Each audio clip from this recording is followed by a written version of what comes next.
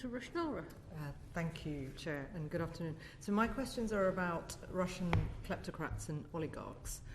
For each of you, how effective do you think the current sanctions have been in terms of placing pressure on those groups?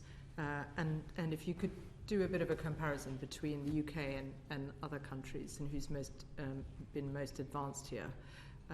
And also, given where we are in the UK with £100 billion, according to the NCA, of dirty money flowing through this country, 1.5 billion in property, of which 430 million of property in the city of Westminster alone, with people with connections close to the Russian regime. Do you think that the government's announcements and actions thus far are adequate, and will the changes they're proposing to make, be sufficient? Who wants to kick off? I really have nothing to say, nothing useful to contribute on this one, I'm afraid. Okay, Tom, do you want to have a go? I will have a go. I think the first thing I would say is that I think it's very unfortunate that in talking about Russia and sanctions, purposefully or otherwise, government has allowed sanctioning oligarchs to become the headline. Yep. The result of that is that people like me have a look and see, well, what are you doing to meet the objective that you yourselves have set? And, it is unfortunate, I think, that we have got so hung up on whether Mr. X or Mr. Y is subject to sanction, because in reality, as I think we all agree on this panel, what is going to crush, and I use that word advisedly, the Russian economy is not sanctioning Mr. X and Mr. Y. The other thing I think we need to make sure we don't allow ourselves to get trapped into is thinking that sanctioning oligarchs somehow deals with the UK's dirty money problem. That's what the economic crime bill and everything that goes with that is for. That's building the defences. That's not going after individuals with sanctions. That's not to say we shouldn't be doing it. So why are we doing it? We're doing it because these individuals, per the legislation, have benefited from or supporting the Russian government. Yep. They are probably in many cases stewards of Vladimir Putin's wealth. You don't get that wealthy without flipping a tip in the direction of the boss. And so we should be going after these individuals. But I repeat, it's become a very unhelpful metric by which to judge how the UK is progressing. That being said, the UK is not progressing well, in contrast to our peers. Now, I go back to my earlier statement, which is it is extremely difficult to get clean data on this at the moment. The way in which information is being presented by the government is not clear. And as I also said before, getting into a kind of weekend argument on Twitter with the Foreign Office about how many people have sanctioned, how many people have we sanctioned compared to everyone else, just suggests to me that we need to focus on the mission. Yes, you make a point. I mean, of course, if you're looking at what makes the biggest impact, obviously the early answers around central bank sanctions and so on are well made. But there's a broader point here about the corruption and corrupting of our system, which has been going on for a long time. The cosy relationship between elites, Russian elites who are closely connected to the regime, Putin regime, and some of our people in political parties as well as in government. And we've seen over the weekend a Conservative supporting newspaper that ran this story, which about the involvement of our Prime Minister in relation to the peerage that was offered to Yevgeny Ledvedev, owner of the Evening Standard and much else in this country, despite the warnings of the House of Lords Appointment Commission. And they were informed by the advice based on the intelligence service from MI5 and 6 relayed to the Commission by the Cabinet Office security officials, and that this would be damaging to national security. And despite that, our Prime Minister and those in charge decided to go ahead and provide a peerage. Now, that's just one very serious example of the way in which the influence of people close to the Putin regime is at the heart of this Parliament. To be very clear, we should have dealt with this 10 years ago. Yeah. We should have dealt with this a long time ago. Do you think, so just to probe you on this point, do you think that there is a contradiction in terms of objectives in government, given these close connections, in trying to bear down on those who are laundering dirty money through our country? In this case, it's people close to the Russian regime. There may be others. And that the government is, well, one hasn't handled this well enough, but there could be further barriers being introduced, and in fact, too much time is being given to these people to be able to move their assets in this country. By contrast, in other countries, they seem to be acting much swiftly. And what can be done to address this? So, asset flight risk is clearly a risk. If you happen to have been sanctioned by the United States but not yet in the UK, you can imagine that might happen to you soon in the UK, and therefore, of course, you would try and avoid that. So, to be very clear, I'm not suggesting we should not be sanctioning these individuals. If they have benefited from or supported the Russian government, then they are, per the law, involved persons and therefore subject to being sanctioned.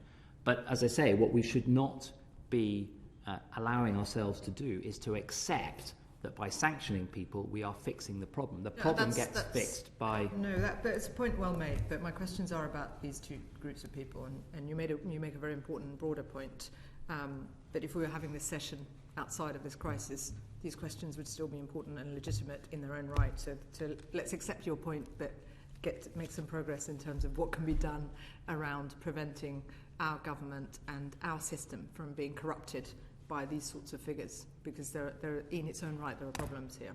Well, I mean, one of the things I would like to see is this kleptocracy unit, which has been announced by the Prime Minister for the National Crime Agency, properly funded so that it can properly investigate where is this money, how is it operating, to what extent is it undermining democracy in this country, to what extent is it being used to buy influence. These are all questions that we cannot answer in this country, and we've allowed for many, many years that corrosion to run through society. So, on this question, the kleptocracy unit, do any of you have any sort of insight into how big it will be or whether it will be set up? Because I've just been told that the Treasury financial centre that's meant to be implementing sanctions has got full-time equivalent of 37.8 people in it, which is not really big enough, is it? On the kleptocracy unit, it is going to be housed in the National Crime Agency. The National Crime Agency already has two units which are sort of focused on exactly this kind of thing, in particular the International Corruption Unit, which has been around for quite some time. But unfortunately what has happened is that these organisations have not had the resources to do the kinds of work that is needed. And I would remind people that one of the issues, and I'm glad to see the cost capping element in the economic crime bill, one of the elements that the UK has suffered from is fear of being financially outgunned in court by oligarchs and others whose illicit wealth we are trying to confiscate. So we have not allowed ourselves, we have not tooled ourselves up appropriately to deal with this dirty money. We have not bad laws, but we just simply have not resourced the issue. And so we need to be asking the Chancellor, the Home Secretary and so on, they need to explain to us how, is there sufficient resourcing to deal with the challenge that we face?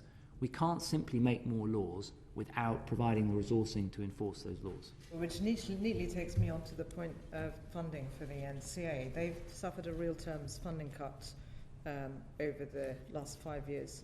So do you think the government's actually committed to tackling this issue when it's making real term cuts to the NCA? And what sort of resources do you think, you touched on some of these points just in your previous answer, how much does an NCA or other equivalent units, how much it needs to be invested to really get to grips with this problem and to deal with some of the sort of obstacles that these agencies face?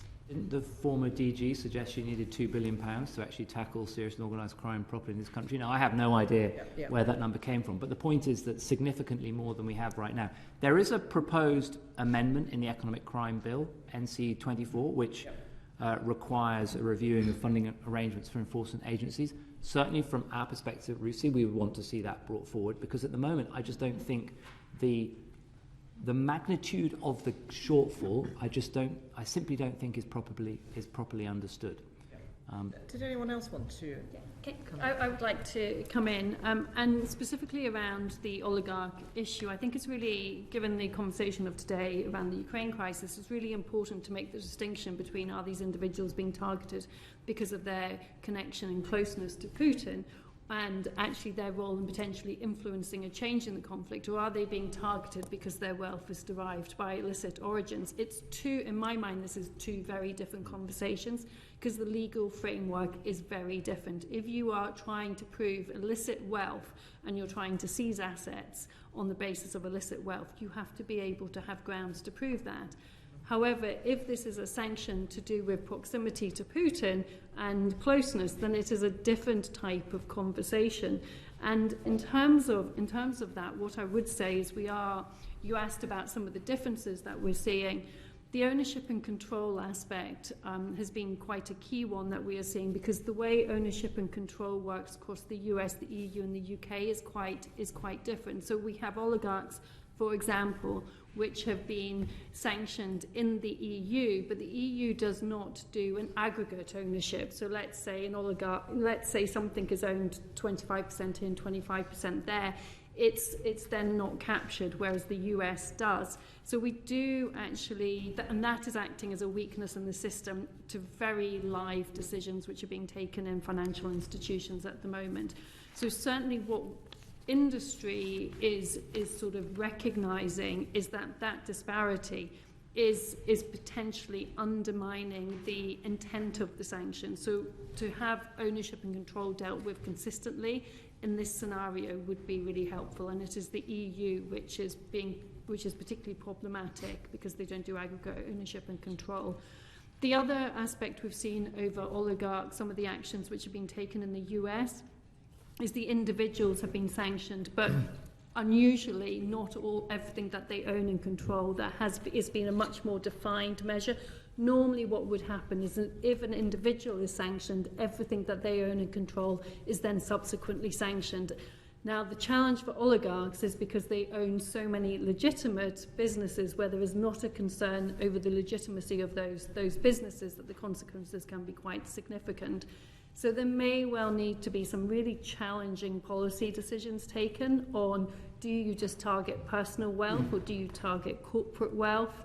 And that is in the context of the Ukraine crisis. But if you're looking at this through an illicit finance lens, it is then the challenge of tracking down and really proving and following, due legal processes, that this does meet those requirements. And you can't, I think it's very dangerous for us to, at a particular moment in time, to decide you're going to seize somebody's assets if there is not the legal basis to particularly do that. So it does raise a number of global conversations which people have been grappling with for many years. And we have not seen huge success of source of funds and dictators where we've tried to claim their finances back. Nigerian dictators would be one example. So it is a very challenging, and it has been a very challenging area to implement globally. Maybe this crisis will focus some minds. I did have other questions, Chair, but I'm going to stop because my time's run out.